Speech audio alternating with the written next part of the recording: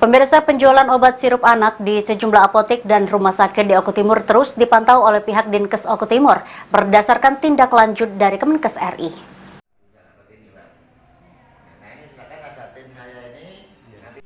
Dinas Kesehatan Oku Timur terus memantau dan melakukan pengecekan pada sejumlah apotek dan rumah sakit di Oku Timur yang masih memajang obat sirup mengandung parasetamol untuk menindaklanjuti surat dari Kementerian Kesehatan tentang kewajiban penyelidikan epidemiologi dan pelaporan kasus gangguan ginjal akut atipikal.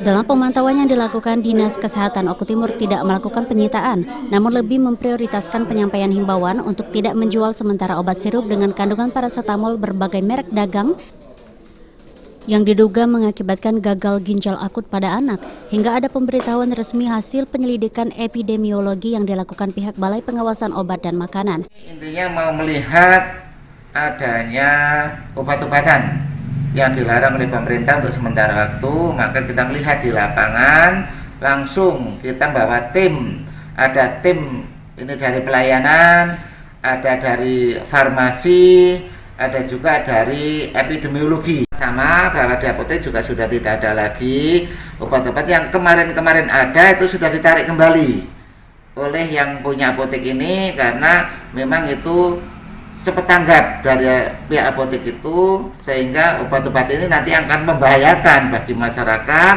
khususnya bagi anak-anak, itu tidak diperjualbelikan lagi, dan itu sudah ditarik sudah. Oke, Pak. Ditambahkan Zainal Abidin, hingga saat ini Dinas Kesehatan Oku Timur belum menerima laporan terkait temuan atau lampiran kasus pasien dengan gejala gangguan ginjal akut baik dari puskesmas maupun rumah sakit. Aji, PAL TV.